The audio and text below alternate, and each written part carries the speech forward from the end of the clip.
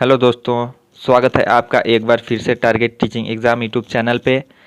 तो UP BEd preparation के क्रम में आज के इस वीडियो में हम लोग देखने वाले हैं अपने सामान्य ज्ञान के क्लास नंबर 2 को। तो पिछले वीडियो में हम लोगों ने क्लास नंबर 1 को देखा, जिसमें कि हम लोगों ने टॉप 50 एमसीक्यू को देखा। और आज के इस वीडियो में भी हम लोग जो है टॉप 50 एमसीक्यू को देखने वाले हैं, और इतने ही क्वेश्चन जो है आप लोगों से एग्जाम में पूछे जाएंगे। और जितने भी क्वेश्चन यहाँ पे आपको चैनल पे कराए जा रहे हैं, अगर आप लोग उन्हें सॉल्व कर लेते हैं तो आपको एक भी क्वेश्चन इससे बाहर नहीं मिलेगा। तो इसलिए आप लोग वीडियो को बिना स्किप किए हुए, जितने भी लोग यूपी बीएड की तैयारी करने वाले हैं, लास्ट तक वॉच करें। और अगर आपको वीडियो हेल्पफुल लगे तो ज़रूर लाइक करें और अपने दोस्तों के पास भी शेयर कीजिएगा। अब देखते हैं पहला क्वेश्चन। पहला क्वेश्चन दिया है, किस वेद में गायत्री मंत्र समाहित है? तो आपको बताना है जो है किस वेद में जो है गायत्री मंत्र दिया गया है। तो इसका राइट आंसर क्या होगा? तो जो इसका राइट आंसर होगा वो होगा ऑप्शन बी, ऋग्वेद। जो गायत्री मंत्र समाहित है वो आपके ऋग्वेद में समाहित है। और प्राचीन जो हिंदू ग्रंथ है उनमें जो 4 वेद सम्मिलित हैं, जिसमें कि चारों ऑप्शन आप लोगों के दिए गए हैं, सामवेद, ऋग्वेद, यजुर्वेद और अथर्ववेद। तो ये जो है चारों जो ग्रंथ हैं ये प्राचीन हिंदू ग्रंथ हैं। अब सबसे हम लोग पहले बात करते हैं सामवेद की। तो ऑप्शन ए में सामवेद दिया है, तो इसमें जो है आपका संगीत और नृत्य दिया गया है। और ऑप्शन सी में जो यजुर्वेद दिया गया है, इसमें जो है आपका यज्ञ और विभिन्न अनुष्ठानों से ये संबंधित है। और गद और पद की बात जो है वो यजुर्वेद में की गई है। और आपका ऑप्शन डी है अथर्ववेद। तो इसमें जो है जादू टोना मंत्र ये सभी जो है अथर्ववेद से संबंधित हैं। अब देखते हैं अगला प्रश्न। क्वेश्चन नंबर 2 है कि निम्नांकित हड़प्पा सभ्यता के स्थलों में से किस स्थान पर पुरातत्वविदों को जूते हुए खेत के प्रमाण मिले हैं? कालीबंगा, हड़प्पा, मोहनजोदड़ो या बनावली? तो इसका राइट आंसर है ऑप्शन ए, कालीबंगा में जो है वो जो है जूते हुए खेत के प्रमाण मिले। और कालीबंगा जो है कहाँ पे है? तो कालीबंगा जो है यह राजस्थान में है। और किस नदी के तट पर है, ये भी क्वेश्चन पूछा जाता है। तो ये जो है घग्गर नदी के तट पर स्थित है।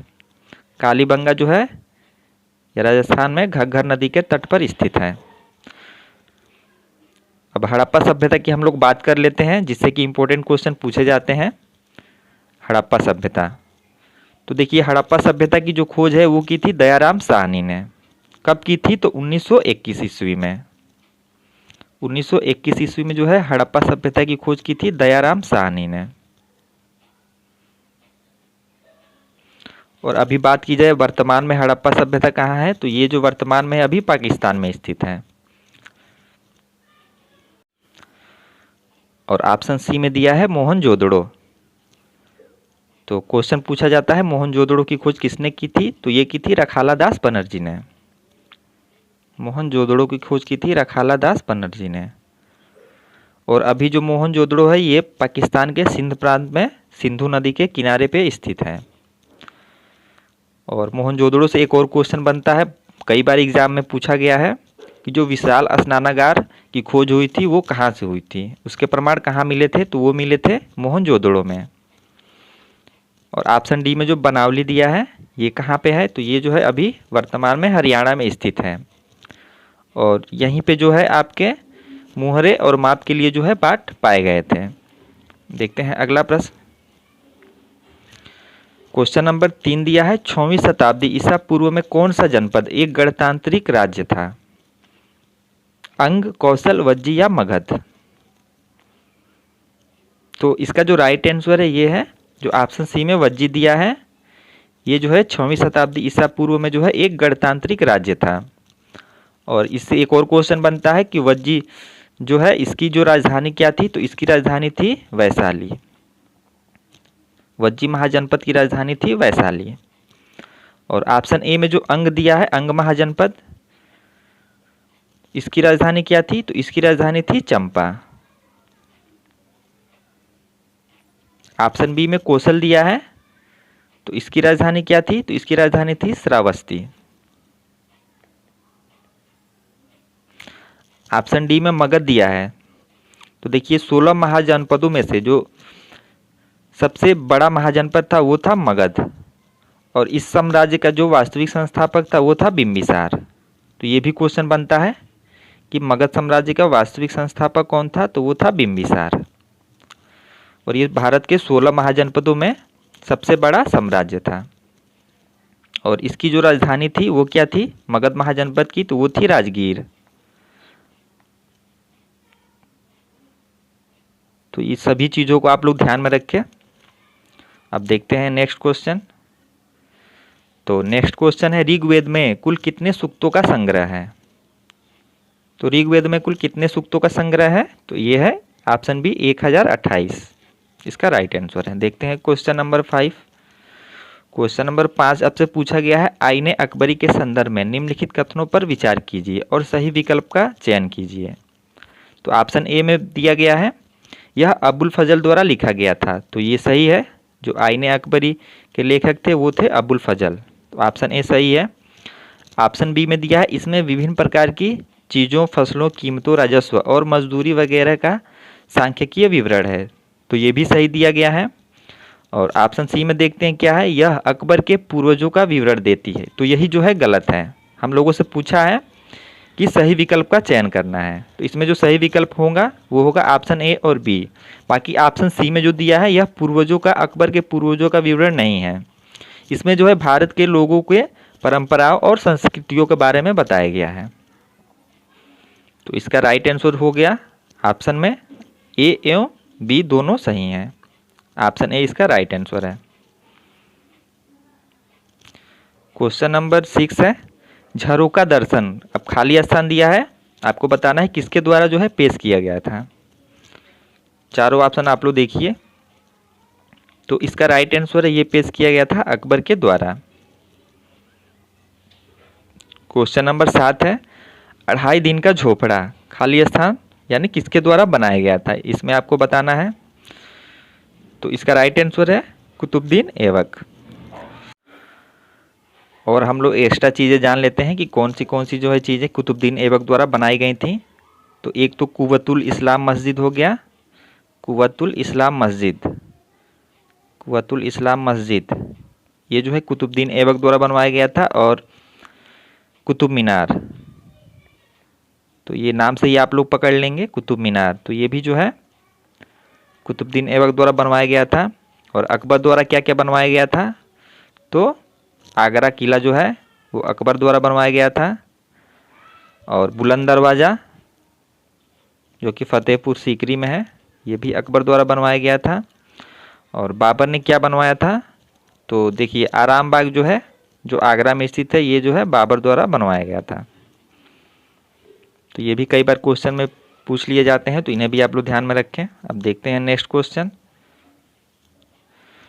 क्वेश्चन नंबर 8 है, किसके आक्रमण के कारण दिल्ली सल्तनत का अंत हुआ। चंगेज खां, बाबर, नादिर शाह या तैमूर। तो इसका राइट आंसर है, यह है ऑप्शन बी बाबर।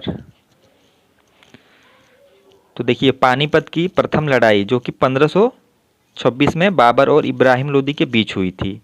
तो यहाँ से जो है दिल्ली सल्तनत का जो है अंत हो गया और मुगल साम्राज्य की स्थापना हुई 1526 से। पानीपत की प्रथम लड़ाई जब हुई थी। देखते हैं नेक्स्ट क्वेश्चन।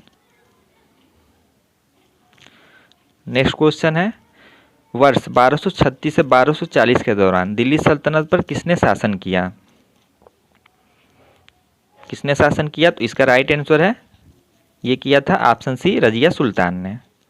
और देखिए रजिया सुल्तान से एक और क्वेश्चन पूछा जाता है एग्जाम में कि भारत की पहली और एकमात्र महिला शासक कौन थी, तो वो थी रजिया सुल्तान। और ये जो है गुलाम वंश की थी, ये जो है इल्तुतमिश की बेटी थी। जो रजिया सुल्तान है वो इल्तुतमिश की बेटी थी। अब देखिए अब गुलाम वंश क्या हम लोग पूरे दिल्ली सल्तनत को आज इस वीडियो में हम लोग समझ जाएंगे।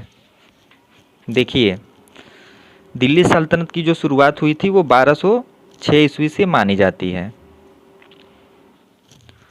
एक ट्रिक मैं आपको बता दे रहा हूँ, आप दिल्ली सल्तनत के जितने भी प्रमुख वंश हुए हैं उन्हें आप लोग हमेशा याद रखेंगे।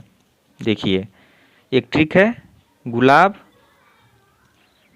गुलाब खिले तो सूंघ लो, गुलाब खिले तो सूंघ लो। इसे आप लोग अगर याद रखेंगे तो आपको कभी जो है दिल्ली सल्तनत के जितने भी शासक हुए हैं उन्हें नहीं भूलेंगे। देखिए, जो गुलाब हो गया, इससे हो गया आपका गुलाम वंश, गुलाम वंश। खिले से हो गया आपका खिलजी वंश, खिलजी वंश हो गया। और तो से हो गया आपका तुगलक वंश, तुगलक वंश हो गया। और सूंग से आपका से सैयद हो गया, सैयद वंश। और लो हो गया, लो से लोधी वंश। तो ये जो है दिल्ली सल्तनत के प्रमुख जो है 5 वंश थे। और दिल्ली सल्तनत के जितने भी वंश थे सबका ईयर भी आप लोगों को ध्यान में रखना है, कई बार इनसे भी क्वेश्चन बन जाते हैं। जैसे सबसे पहला मैंने आप लोगों को बताया गुलाम वंश, तो इसका ईयर कब से कब तक था इसका शासन? तो ये था 1206 ईस्वी से 1206 से 1290 तक। उसके बाद था खिलजी वंश, गुलाब खिले तो सूंघ लो, यानी आपका गुलाब से हो गया गुलाम वंश, खिले से हो गया आपका खिलजी वंश। ये था आपका 1290 से लेके और 1320 तक,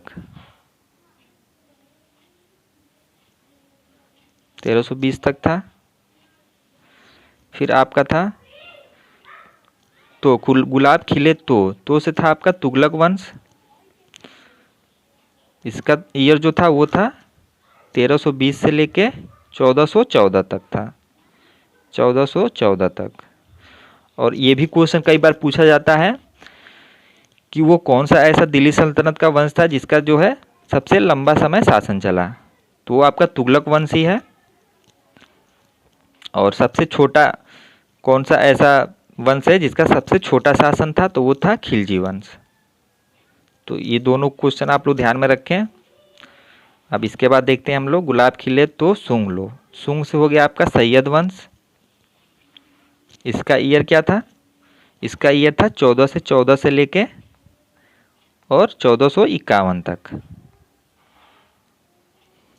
फिर लास्ट में आपका था लोधी वंश, तो इसका क्या था? तो 1451 से लेके 1515 तक, 1451 से लेके 1515 तक। देखते हैं नेक्स्ट क्वेश्चन। नेक्स्ट क्वेश्चन है, वायसराय लॉर्ड कर्जन ने खाली स्थान में बंगाल का विभाजन किया, यानी किस सन में जो है बंगाल का विभाजन हुआ था? तो इसका राइट आंसर है 1905। और डेट भी अगर पूछ ले तो आपसे 16 अक्टूबर 1905।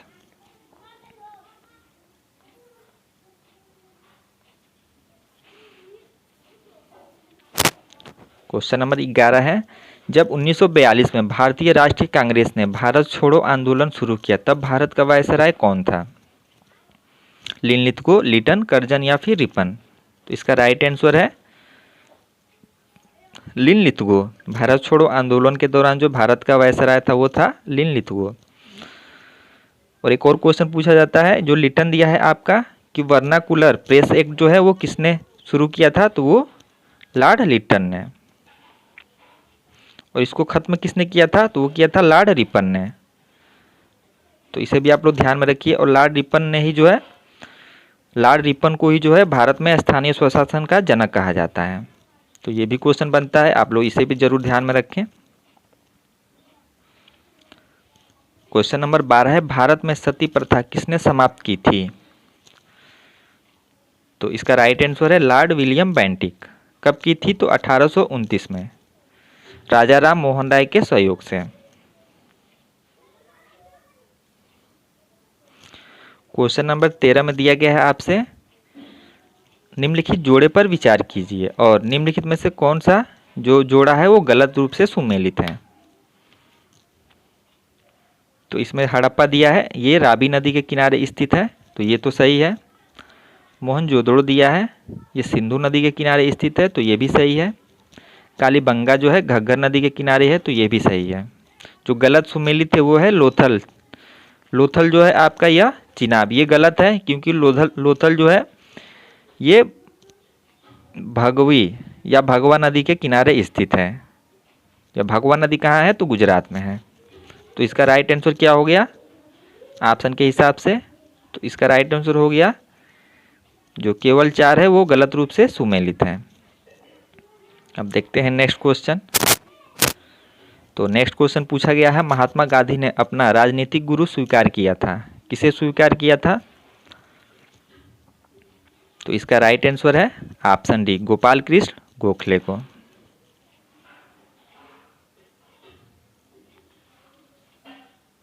देखते हैं नेक्स्ट क्वेश्चन। नेक्स्ट क्वेश्चन है, किसको भारत में अशांति का अग्रदूत कहा गया? तो किसे कहा गया था? तो राइट आंसर है ऑप्शन ए, बाल गंगाधर तिलक। और बाल गंगाधर तिलक से एक और क्वेश्चन बनता है कि जो केसरी समाचार पत्र था इसका संपादन किसने किया? तो वो किया था बाल गंगाधर तिलक ने। और यह जो है मराठा अखबार था। जो केसरी है बहुत बार एग्जाम में पूछा गया है। केसरी इसका संपादन किसने किया? तो बाल गंगाधर तिलक। और ये किस भाषा में था? तो ये था मराठी में।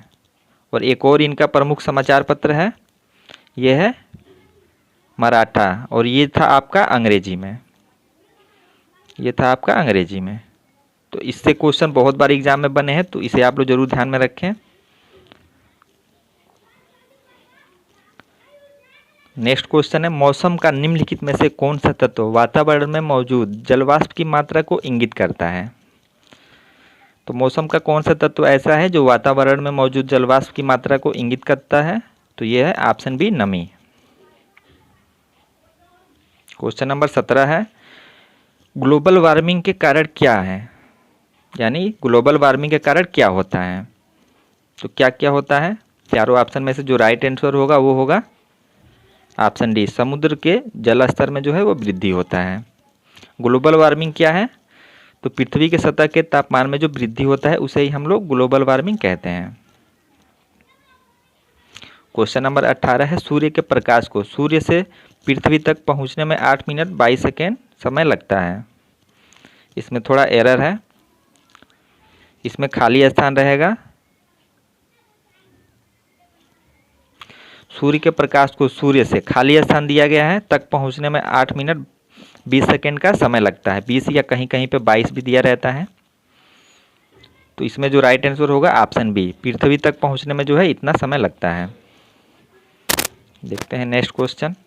क्वेश्चन नंबर 19 है, निम्नलिखित में से चयन कीजिए, सौरमंडल का सबसे गर्म ग्रह कौन सा है? तो चारों ऑप्शन में से आपको बताना है कि सौरमंडल का सबसे गर्म ग्रह कौन सा है।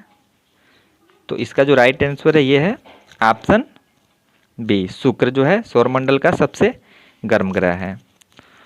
और ये शुक्र जो है सूर्य से दूरी के क्रम में जो है वो दूसरे स्थान पे है।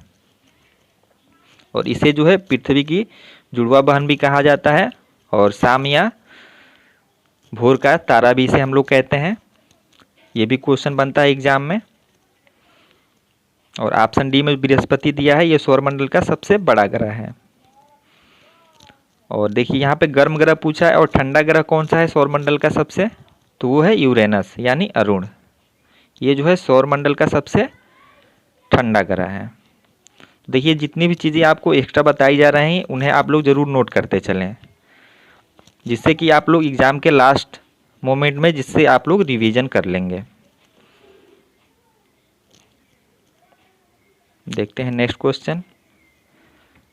नेक्स्ट क्वेश्चन पूछा गया है, सूर्य ग्रहण कब होता है? कब होता है सूर्य ग्रहण? तो इसका जो राइट आंसर है ऑप्शन ए, जब चंद्रमा पृथ्वी एवं सूर्य के मध्य आ जाता है तब सूर्य ग्रहण होता है। और चंद्र ग्रहण कब होता है? जब पृथ्वी जो है यानी अर्थ, जब चंद्रमा यानी मून और सन के बीच में आ जाता है तब जो है आपका चंद्र ग्रहण होता है। तो इसे भी आप लोग नोट कर लें। देखते हैं नेक्स्ट क्वेश्चन। नेक्स्ट क्वेश्चन है, नर्मदा नदी खाली स्थान में मिलती है? अरब सागर, बंगाल की खाड़ी, हिंद महासागर या अटलांटिक महासागर? तो इसका राइट आंसर है ये मिलती है अरब सागर में। और कुछ नदी मैं आप लोगों को बता दे रहा हूँ जो कि अरब सागर में मिलती हैं। ये नर्मदा हो गया, फिर आपका साबरमती हो गया, माही हो गया, ताप्ती हो गया। ये सभी नदियाँ जो हैं वो एस्चुरी का निर्माण करती हैं और जो है अरब सागर में जाके मिलती हैं। और बंगाल की खाड़ी में भी पूछा जाता है कौन सी नदियाँ गिरती हैं। तो देखिए, सबसे पहले तो आपका गंगा हो गया, महानदी है, गोदावरी है, स्वर्ण रेखा है, स्वर्ण रेखा, और भी बहुत सारी नदियां हैं जो बंगाल की खाड़ी में गिरती हैं। एक कावेरी है,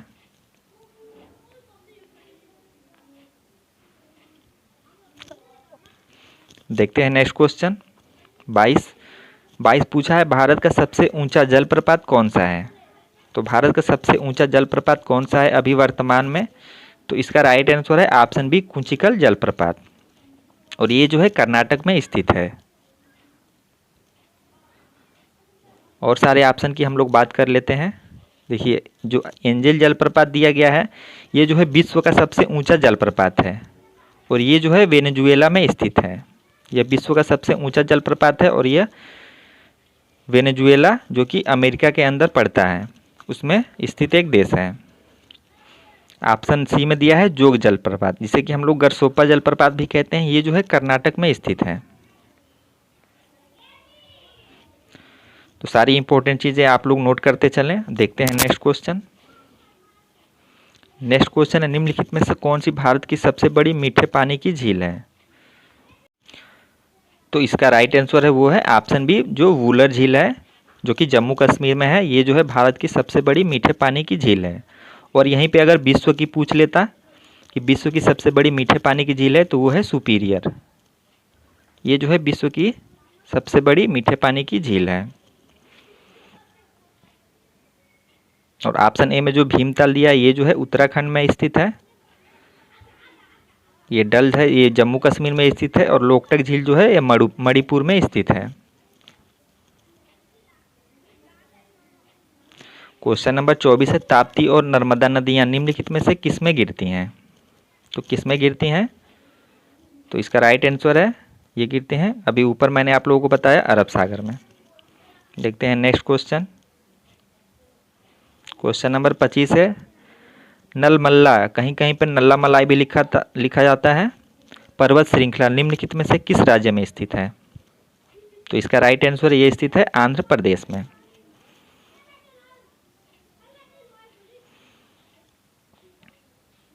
क्वेश्चन नंबर 26 है कि विश्व का सबसे बड़ा डेल्टा बना है, यानी कौन सा जो नदी मिलके जो है विश्व का सबसे बड़ा डेल्टा बनाती हैं। तो इसका राइट आंसर है गंगा और ब्रह्मपुत्र। देखिए, जो ऑप्शन ए में मिसिसिपी मिसौरी दिया है, इससे एक बहुत इंपॉर्टेंट क्वेश्चन बनता है कि पंजे का आकार का डेल्टा जो है वो कौन सी नदी बनाती है। तो मिसिसिपी और मिसौरी। तो ये भी आप लोग ध्यान में रखें। देखते हैं नेक्स्ट क्वेश्चन। नेक्स्ट क्वेश्चन है, अरावली पर्वत किस काल से संबंधित है। तो इसका राइट आंसर है ये संबंधित है ऑप्शन बी, प्री कैम्ब्रियन। और अरावली जो है ये विश्व की सबसे प्राचीन पर्वत श्रृंखला है, और ये जो है राजस्थान में और कुछ हिस्सा दिल्ली में भी फैला हुआ है। देखते हैं नेक्स्ट क्वेश्चन। क्वेश्चन नंबर 28 है, निम्न में से किस पंचवर्षीय योजना में भारत में पहली बार गरीबी हटाओ पर बल दिया गया था।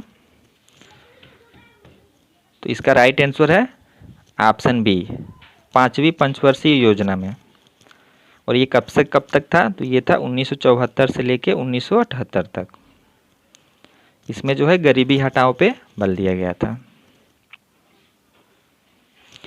क्वेश्चन नंबर 29 है, भारतीय नियोजन में किस अवधि को योजना अवकाश कहा जाता है।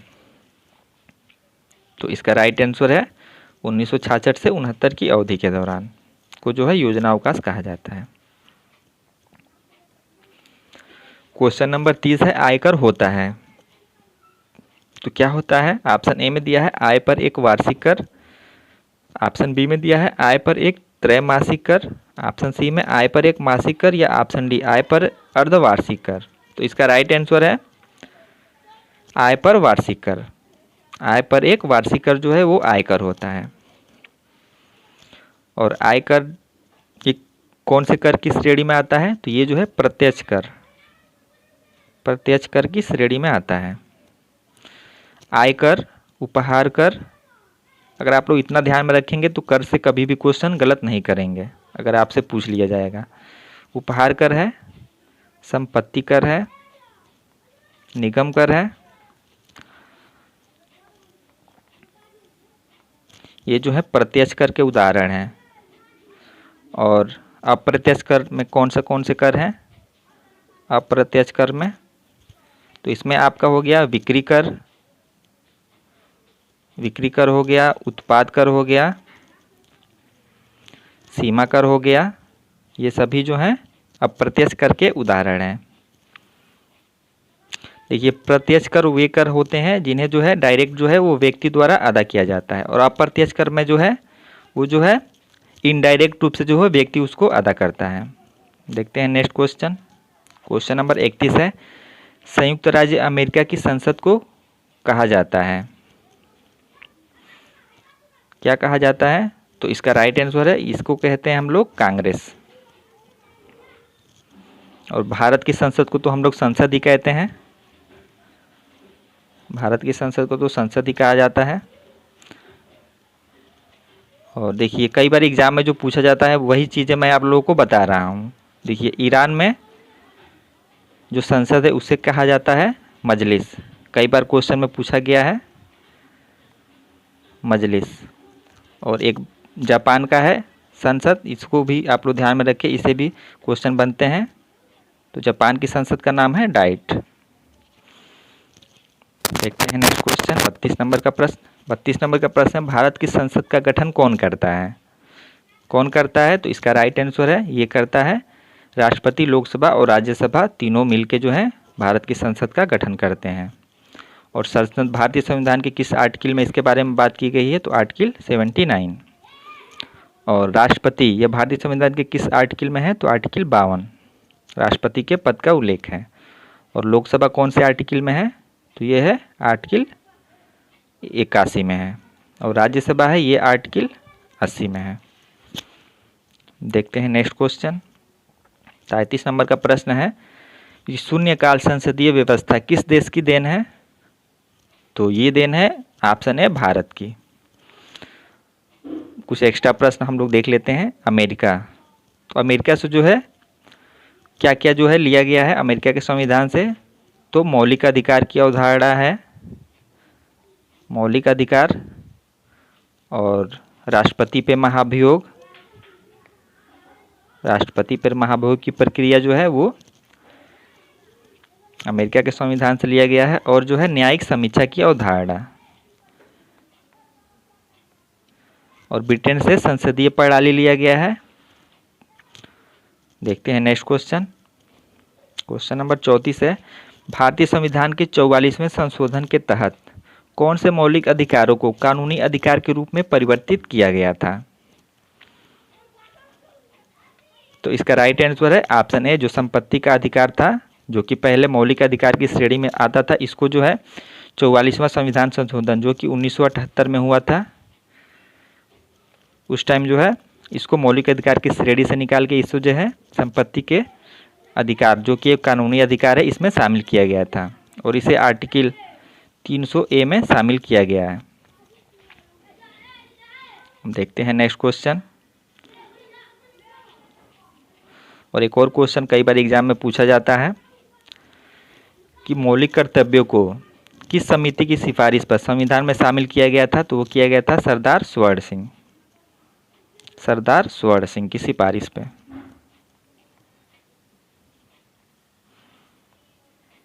देखिए जितने भी इम्पोर्टेंट क्वेश्चन एक क्वेश्चन के माध्यम से हम लोग देख रहे हैं, आप लोग उन्हें जरूर नोट करते चलें। क्वेश्चन नंबर 35 में पूछा गया है, भारतीय संविधान के किस भाग को भारत का मैग्ना कार्टा कहा जाता है? तो हम लोग कहते हैं मौलिक अधिकारों को जो है भारतीय संविधान का मैग्ना कार्टा, और मौलिक अधिकार भारत संविधान के किस भाग में है? तो ये है भाग 3। तो इसका राइट आंसर हो जाएगा भाग 3।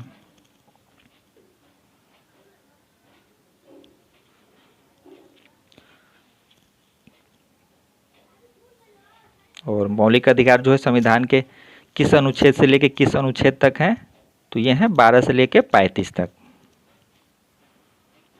जो है मौलिक अधिकार दिए गए हैं। भाग 2 में क्या है, तो इसमें है आपके नागरिकता से संबंधित जितने भी चीज़ें हैं वो भाग 2 में है। इसका आर्टिकल क्या है 5 से लेकर 11 तक। और भाग 6 में क्या है, तो इसमें राज्य सरकार से संबंधित सारी बातें हैं। और इसका आर्टिकल कहाँ से कहाँ तक है, तो ये है 152 से लेके 237 तक। और भाग 4 में क्या है, तो इसमें जो है आपका डीपीएसपी यानी राज्य का नीति निर्देशक तत्व है, जो कि आपका आर्टिकल 36 से लेके 51 तक है। क्वेश्चन नंबर 36 है, निम्नलिखित में से किस संवैधानिक संशोधन में मौलिक कर्तव्यों को पेश किया गया। तो इसका राइट आंसर है ऑप्शन बी 42। और देखिए 42वें संविधान संशोधन को जो है हम लोग लघु या मिनी संविधान संशोधन के नाम से भी जानते हैं। कई बार यह भी प्रश्न में पूछा जाता है कि कौन से संविधान संशोधन को जो है लघु या मिनी संविधान संशोधन के नाम से जाना जाता है, तो वो 42वां संविधान संशोधन जो कि 1976 में हुआ था। अब मौलिक कर्तव्य की बात हुई है, तो आइए हम लोग जान लेते हैं कि मौलिक कर्तव्य जो है किस आर्टिकल में दिए गए हैं। तो ये है आर्टिकल 51A में जो है मौलिक कर्तव्य। और वर्तमान में जो है कितने मौलिक कर्तव्य हैं, तो टोटल 11 जो है मौलिक कर्तव्य हैं वर्तमान में। और अभी मैंने आप लोगों को बताया कि मौलिक कर्तव्यों को जो है किस समिति की सिफारिश पे शामिल किया गया था, तो आप लोग कमेंट बॉक्स में ज़रूर बताएं। क्वेश्चन नंबर 37 है, भारत के संविधान में मौलिक कर्तव्य हैं कितने हैं, 6, 11, 10 या 5। तो अभी ऊपर मैंने बताया ऑप्शन बी 11। देखते हैं 38 नंबर का प्रश्न। 38 नंबर का करंट का क्वेश्चन है, दिल्ली के वर्तमान उपराज्यपाल कौन है। तो इसका राइट आंसर है विनय कुमार सक्सेना। क्वेश्चन नंबर 39 है, भारत में आर्थिक सुधार 1991 के दौरान प्रधानमंत्री कौन थे। तो कौन थे प्रधानमंत्री, तो पीवी नरसिम्हा राव। और कई बार क्वेश्चन में पूछा जाता है कि आर्थिक सुधार 1991 के दौरान वित्त मंत्री कौन थे, तो वो थे डॉक्टर मनमोहन सिंह। देखते हैं नेक्स्ट क्वेश्चन 40 नंबर का प्रश्न। 40 नंबर का प्रश्न है, विटामिन ए की कमी से कौन सा रोग होता है। तो इसका राइट आंसर है ये होता है ऑप्शन सी रतौंधी। और विटामिन ए की बात हो गई। और विटामिन बी की कमी से कौन सा रोग होता है, तो वो होता है बेरी। ये होता है विटामिन बी की कमी से। और स्कर्वी रोग कौन से विटामिन की कमी से होता है, विटामिन सी की कमी से। और सूखा रोग जो रिकेटस है, जो हड्डी से संबंधित और दांत से संबंधित होता है, ये होता है विटामिन डी की कमी से। सबका रासायनिक नाम भी आप लोग ध्यान में रखें, क्योंकि ये भी क्वेश्चन पूछा जाता है। तो देखिए विटामिन ए का जो रासायनिक नाम है वो है रेटिनॉल। विटामिन बी का रासायनिक नाम है थायमीन। और जो स्कर्वी दिया है विटामिन सी, इसका जो नाम है वो है एस्कॉर्बिक एसिड। एस्कॉर्बिक एसिड इसका रासायनिक नाम है।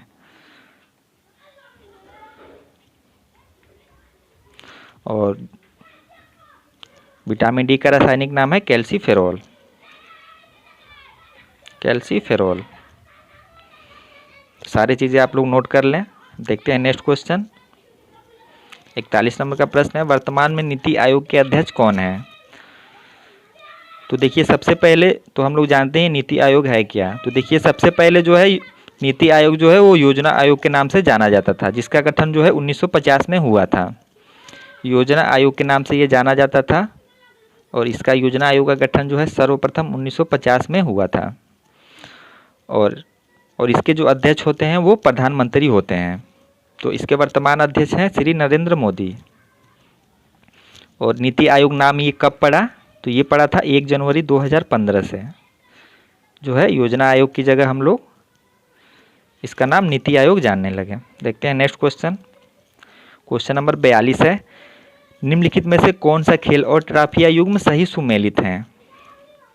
तो ऑप्शन ए मतलब कथन 1 दिया है आपका बास्केटबॉल यानी बास्केट कप, तो ये सही है। बाकी गोल्फ दिया है, डुरंड कप, ये गलत है। डुरंड कप जो है फुटबॉल से संबंधित है। तो हमको यही बताना था कौन सा सही सुमेलित है। तो इसका राइट आंसर हो जाएगा केवल 1। अब देखते हैं नेक्स्ट क्वेश्चन। क्वेश्चन नंबर 43 पूछा है, काजीरंगा राष्ट्रीय उद्यान कहाँ स्थित है? तो ये स्थित है ऑप्शन बी असम, और यह एक सींग वाले गेंडे के लिए प्रसिद्ध है। देखते हैं नेक्स्ट क्वेश्चन। 44 नंबर का प्रश्न, 2023 महिला IPL टूर्नामेंट का कौन सा संस्करण है? तो ये जो संस्करण है ये है पहला, और इससे एक्स्ट्रा चीज़ें आप लोग जान लीजिए। और इसका खिताब किसने जीता है? तो ये जीता है मुंबई इंडियंस ने।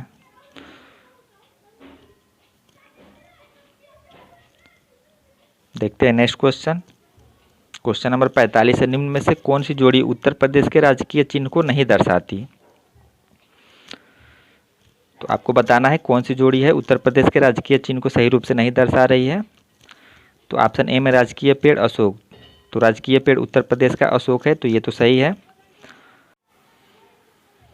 ऑप्शन बी में राजकीय पुष्प कमल, ये गलत है। तो यही हम लोगों से पूछा है कि कौन सा सही रूप नहीं दर्शा रहा है। जो राजकीय पुष्प होता है वो होता है पलाश, पलाश या टेंसू भी कहते हैं हम लोग इसे। बाकी राजकीय पुष्प बारहसिंगा, ये सही है। राजकीय पक्षी सारस या क्रेन, ये भी सही है। अब देखते हैं नेक्स्ट क्वेश्चन। 46 नंबर का प्रश्न है, उत्तर प्रदेश की अर्थव्यवस्था खाली स्थान यानी किस पर आधारित है? तो इसका राइट आंसर है ये आधारित है कृषि पर। क्वेश्चन नंबर 47 क्या है? क्वेश्चन नंबर 47 है, खुर्जा उत्तर प्रदेश के किस जिले में स्थित चीनी मिट्टी के बर्तनों के लिए प्रसिद्ध है? तो खुर्जा उत्तर प्रदेश के किस जिले में स्थित है जो कि चीनी मिट्टी के बर्तनों के लिए प्रसिद्ध है? तो इसका जो राइट आंसर है ये स्थित है बुलंदशहर में। खुर्जा जो स्थित है वो बुलंदशहर जिले में स्थित है, और ये चीनी मिट्टी के बर्तनों के लिए प्रसिद्ध है। क्वेश्चन नंबर 48 है, उत्तर प्रदेश में प्राथमिक शिक्षा के लिए स्कूल चलो अभियान कब शुरू किया गया था? तो इसका राइट आंसर है ऑप्शन बी सन 2000 में। आज का अपना सेकेंड लास्ट क्वेश्चन है, उत्तर प्रदेश में सबसे कम साक्षरता दर वाले 4 जिले कौन से हैं, और वो भी अवरोही क्रम में, यानी सबसे जो कम जो साक्षरता वाला है वो, फिर उसके बाद से है, उसके बाद फिर उसके बाद किसका साक्षरता है, फिर उसके बाद, यानी कम से बढ़ते के क्रम में आप लोगों को बताना है। सबसे कम किसका है, फिर उससे ज़्यादा किसका है, फिर उसके बाद किसका है। तो इसका जो राइट आंसर है, इसका राइट आंसर है सबसे कम है जो आपका श्रावस्ती का, फिर श्रावस्ती के बाद सबसे कम है बहराइच का, फिर बलरामपुर, फिर बदायूं। ये तो सबसे कम साक्षरता दर वाले हो गए। और सबसे अधिक साक्षरता दर कौन से ज़िले का है? तो ये है गौतम बुद्ध नगर। गौतम बुद्ध नगर का जो है सबसे अधिक साक्षरता दर है, और गौतम बुद्ध नगर के बाद जो है कानपुर नगर का है। देखते हैं लास्ट क्वेश्चन, 50 नंबर का प्रश्न क्या है? तो 50 नंबर का प्रश्न है, उत्तर प्रदेश का एक शहर फिरोजाबाद, यानी फिरोजाबाद किस उद्योग के लिए प्रसिद्ध है? तो जो फिरोजाबाद प्रसिद्ध है वो प्रसिद्ध है कांच के लिए, खास तौर से कांच के चूड़ियों के लिए। और ताला जो दिया है ये प्रसिद्ध है, जो है ताले के लिए जो प्रसिद्ध है अलीगढ़। तो ये आज का लास्ट क्वेश्चन था। तो अब मिलते हैं आप लोगों से ऐसे ही इम्पोर्टेंट सेशन के साथ अगले वीडियो में। धन्यवाद।